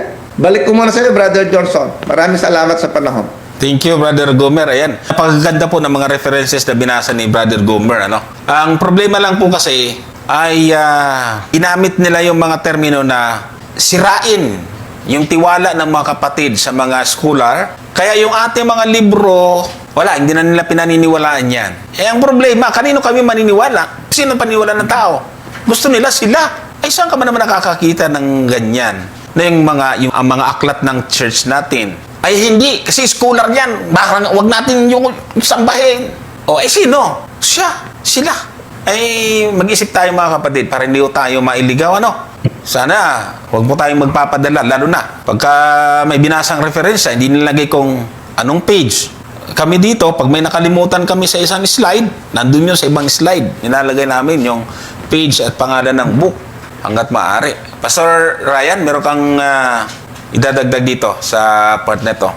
Yun nga po, yung binanggit ni Brother Gomer kanina, si Norman Gali, naniniwala dun sa capital S-I-N, tsaka yung small S-I-N-S. Actually, isa rin sa naniniwala, kinasira pang scholar, hindi lang si George Knight, si Fandel. Ito, share ko yung statement na ito. Ito po, makikita nyo rito, ito yung sinabi ni Fandel. Okay, sabi nito, based on Seventh-day Adventist belief, ito yung ating fundamental belief na tinututulan ng ating mga kapatid na may daya raw. Sasabi ni Fandel, malinaw po doon na define na yung ating mga scholar, may general consensus na yung ating unawa, understanding at least yung definition ng sin as an act. Hindi po natin sabi na hindi naniniwala sa act. Naniniwala rin po tayo na sin as an act kasi nga yun po yung sin, S-I-N-S. Sabi ito, as well as state. Okay?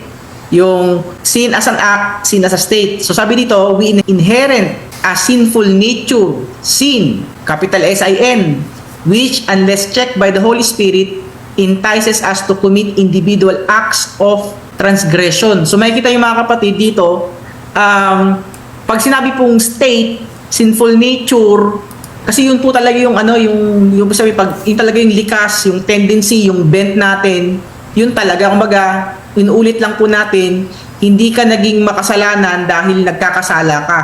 Ibig sabihin, before ka pa nagkasala, makasalanan ka na. So, ibig sabihin yung pagiging makasalanan mo hindi nakadepende doon yung word na sinner, sinner, hindi po nakadepende doon sa action. Kumbaga, before ka pa nag-action, meron ka ng state. At the same time, binigyan tayo ng idea ni Fandel, ano ba ibig sabihin ng sin as state? Ito po, ulitin natin. Sabi ito, pag sabing sin as state, it is the tendency of the heart. Sabihin, ito po yung laman ng puso natin. Yan talaga yung laman ng puso natin. Ibig sabihin, nilalabas lang po, kaya sabi ni Brother Gober, nilalabas lang natin kung ano yung laman ng puso natin. Kaya po, eto siguro may nakikita ko dito kanina, ito may nag-comment dito, Brother Johnson, Brother Gomer, sabi ito, sabi niya, paurong na ang aral, doctrine of original sin, ang tinutumbok niyan. Pinapaikot-ikot lang, wala tayong aral na ganyan, sabi ni Aurora Elise. So, babangkitin ko po ito isabihin mga kapatid, si Ellen White, nag-quote din siya ng original sin. So, pero tanong mga kapatid, anong pagkakaiba ng original sin ng Adventist tsaka ano yung original sin ng Catholic? Kasi pwedeng parehas yung terminology pero magkaiba po yung understanding. Halimbawa, ito po sa Roman Catholic sabi daw, the Augustinian theory of original sin, which to a large extent has become Roman Catholic doctrine, includes the idea that Adam's guilt is inherited by every newborn. Babies therefore must be baptized to wash away this inherited guilt. So ibig sabihin, yung yung isa po sa understanding ng Catholic sa original sin, yung guilt ni Adan napakasa. At tayo mga Seventh-day Adventists, hindi po tayo niniwala doon. Adventists generally deny that we inherit Adam's guilt. The Seventh-day Adventist Encyclopedia states, as they believe that man inherited a sinful nature with a propensity to sin. Yun. Kasi sa original sin po ng Catholic, ang namana, both yung guilt ni Adam, tsaka yung sinful nature with a propensity to sin, yung bent, yung pagkiling sa kasalanan. So yun po yung dalawang aspect ng original sin ng Catholic. Sa Adventist, hindi po tayo naniniwala na namana natin yung guilt ni Adan. Rather, ang pinaniwalaan natin yung isang aspect ng original sin. Ano po yun? Inherited a sinful nature with a propensity to sin. And the writings either reject or fail to stress. Ibig sabihin, wala kang mababasa na naniniwalang Adventist na yung guilt ni Adan ay namana. Okay? So, ulitin natin mga kapatid, yung sa ating mga kapatid na nanonood, wag po nating sabihin na original sin yan. Kasi meron, nabanggit yan, yung ating mga kapatid na LGT, Nasabi, ay, original sin yan, dapat magbaptize na. Kasi makasalanan na pala, bata pa lang. Siguro ito, meron din nag-comment dito kanina. Nasabi dito ay ano yung nanggigigil siya sa tanong nito, Brother Gomer, Brother Johnson, yung paano doon nagsisinungaling ang bata. Kasi napupunan pa doon, nagsisinungaling na. Okay? Actually, ang tanong kasi paano? Paano nagkakasala? Mga kapatid, yung Biblia, hindi siya nagsasabi paano nagkasala yung bata sa sinapupunan. Dinidescribe ng Biblia kung yung kalagayan ng tao, hindi sinabi kung paano nagkasala. Kasi kung ganyan mga kapatid, ibig sabihin kahit yung Trinity, example ko yung Trinity paano nagkaroon na isang Diyos, tatlong persona, paano? Ay di nagkakaroon tayo ng problema dyan. Yung tanong paano nagkaroon ng isang Diyos, isa yung Diyos, pero may tatlong persona, paano yun? So ibig sabihin, ang Biblia, hindi dinidescribe paano nangyari. Dinidescribe niya yung katotohanan. Yung Psalms 58 verse 3, dinidescribe ng Biblia, kahit yung Psalms 51, dinidescribe ng Biblia yung kalagayan ng tao nung siya ay nasa sinapupunan pa lang, nung siya ay bata pa. O halimbawa, para mas dagdagan natin yung problema ng ating mga ka-LGT. Siguro Brother Johnson, siguro basahin natin yung yan, Isaiah 48 verse 8. Sabi ni Isaiah, oo, hindi mo narinig, oo, hindi mo naalaman. Oo, mula ng una ay hindi nabuksan ang iyong pakinig sapagkat talastas ko na ikaw ay gumawa na totoong may kataksilan at tinawag na, paano po yan? Mananalangsang mula sa bahay bata. Paano po yan? Transgression sa iba't taksil. Okay? Mananalangsang mula sa bahay bata. So, idagtong natin yung paano naging mananalangsang mula sa bahay bata. So, makikita niyo mga kapatid, ang tanong kasi ng mga kapatid ay paano? Hindi naman po dinidescribe ng Biblia kung paano. Dinidescribe ng Biblia yung talaga yung kalagayan natin. Ibig sabihin mga kapatid, sabi niyo, mananalangsang mula sa bahay bata. So, ang tanong niyo mga kapatid, paano niyo papaliwanag yan? Edi, makita niyo mga kapatid, ipinapakita po sa Old Testament, hindi talaga tayo pure. Hindi tayo inosente. Okay? Maring inosente tayo, hindi tayo gumagawa ng action, pero we have that sinful, yung ating sinful tendency. Kaya nga yung bata, may tanong mo sa akin, yung bata daw, paano maliligtas? Edi, kung paano maliligtas ang tao sa pamagitan ni Kristo. Kasi isa lang po yung way ng kaligtasan.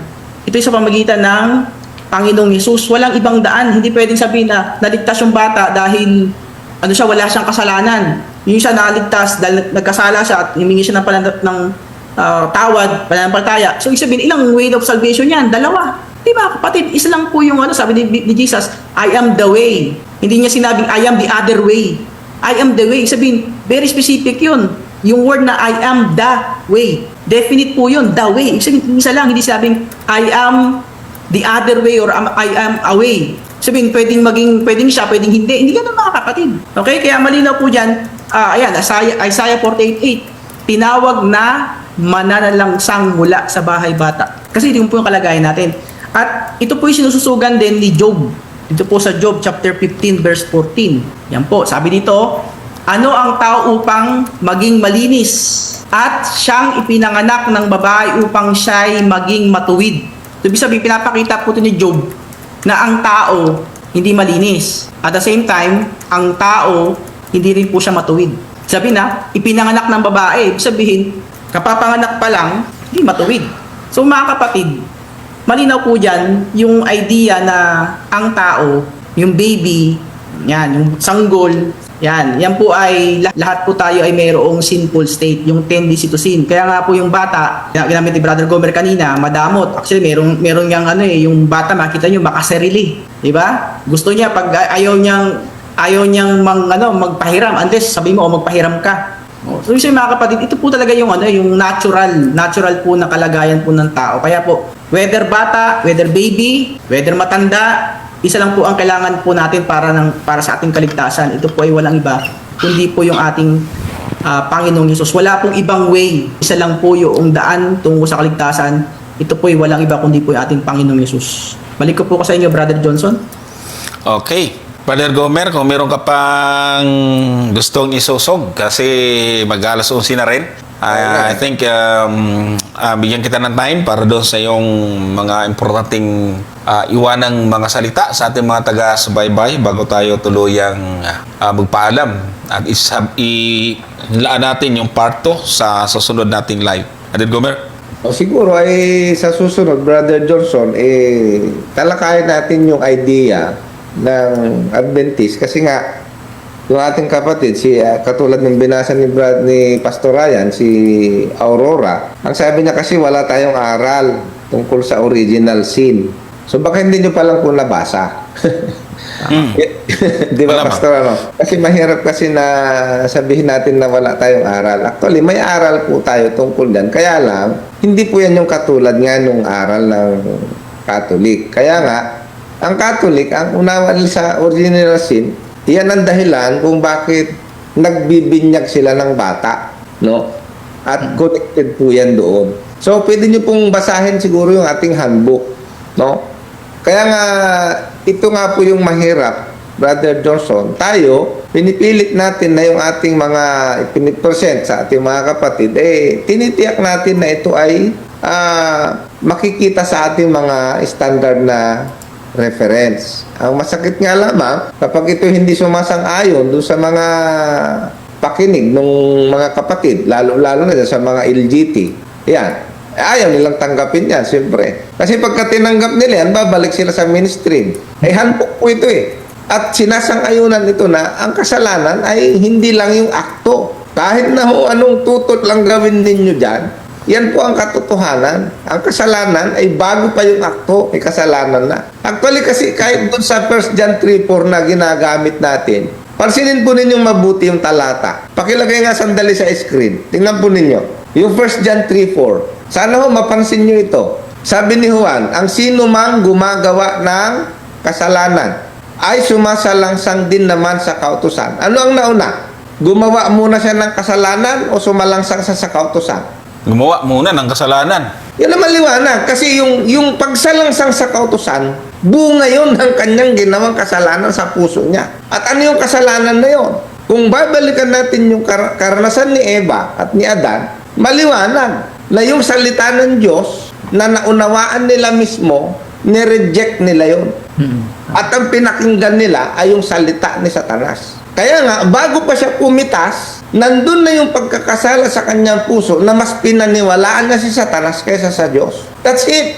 At dahil doon, sabi niya rito, ang kasunod no, sasalangsang talaga siya sa utos. Yan ang 1 John 3:4. Sino mang gumagawa ng kasalanan, sumasalangsang din naman. Ibig sabihin, product yun Product po yan mga kapatid. Yung paglabag mo, yung akto na ginagawa mo, product nung nasa puso mo, nung nasa isip mo. Okay? Yan po yung dapat nating maintindihan. Siguro sa susunod, pag-aaral natin ng mas malalim pa yan, Brother Johnson. Ito maliwanag to. Namang gumagawa ng kasalanan. Dapat, ang sinabi ni Juan dito, kasi nagiging redundant ito pagka ganun lang ang ibig sabihin ni Juan dyan Di ba? Dapat sinabi niya lang, ang sumasalangsang gumagawa ng kasalanan. Dapat ganon. Hindi. Yung sumasalangsang, yung gumagawa ng kasalanan. Nakita niyo yan? Yan ang ibig sabihin. Yan ang tinuturo ng Biblia. Nasa puso. Yung masamang pag-iisip, yung pagpatay, pangalunya, pakikiapid, pagnanakaw. Saan nag-uumpisa? Di sa puso, doon niya ginagawa yung kasalanan. Tapos, iaakto niya. Ayun na. Ang liwanag po di ba, Brother Johnson? Tama. Iyan. Alas 11 na, kaya yun.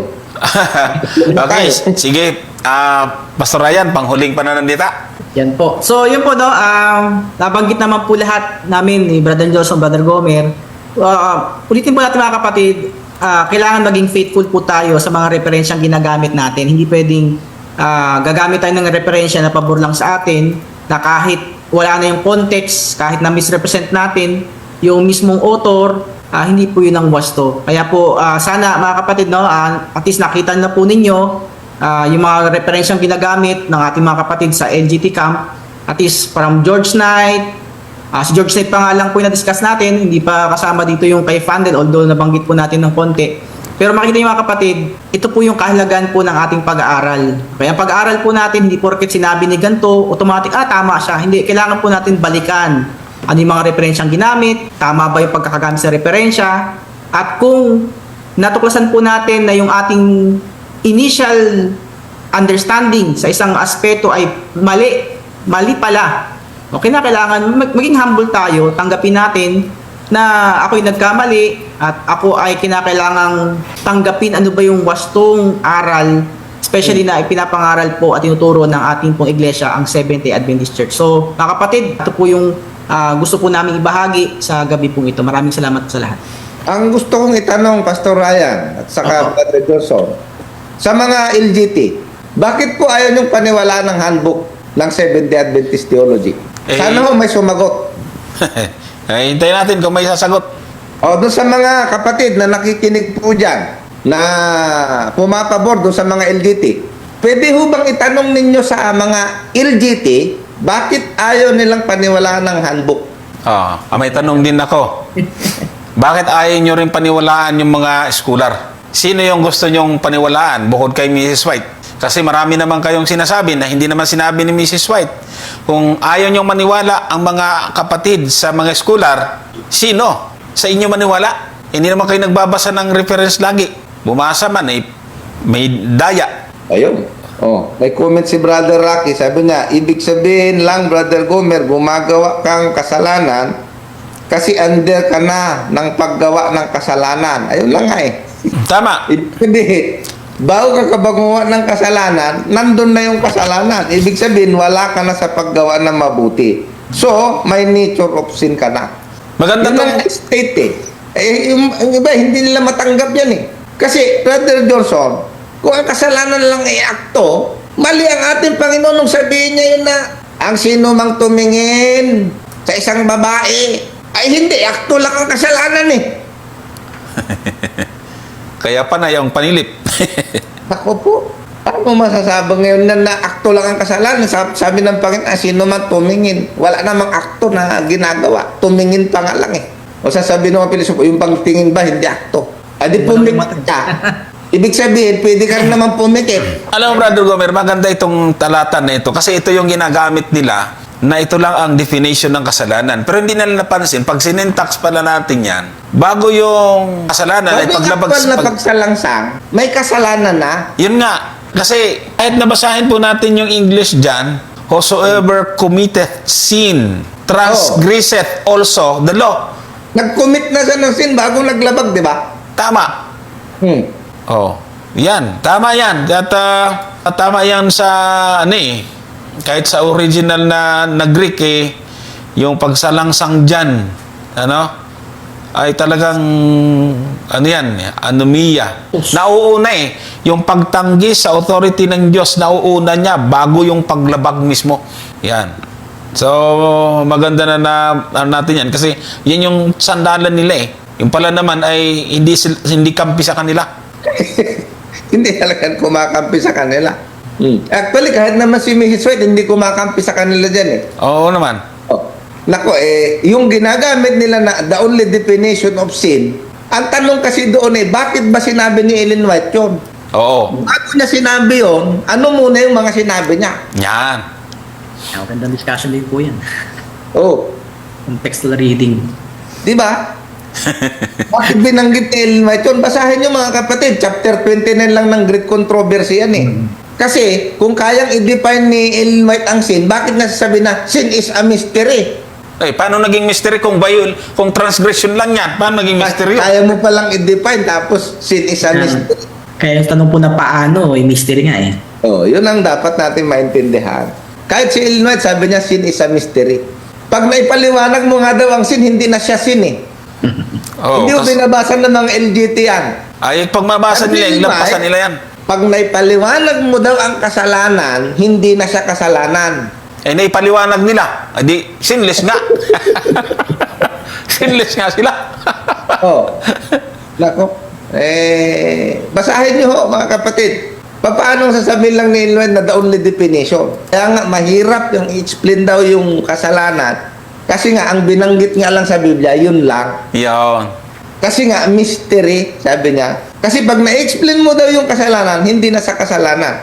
Ewan ko. Pero yan po ang nasa Great Controversy. May libro naman ako niyan dito Ayan Binabasa ko naman ito Sinabi ni Ellen White yun Basahin niyo po, chapter 29.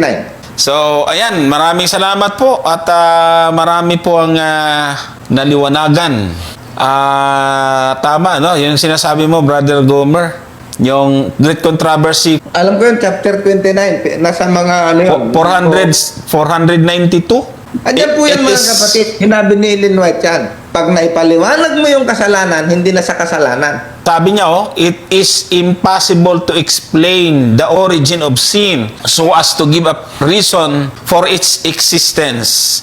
Sin is an intruder for whose presence no reason can be given. It is mysterious Sabi to ko sa'yo. excuse. It is to defend it. Could excuse for it be found, a cause be shown of its existence, it would cease to be seen. Ayun.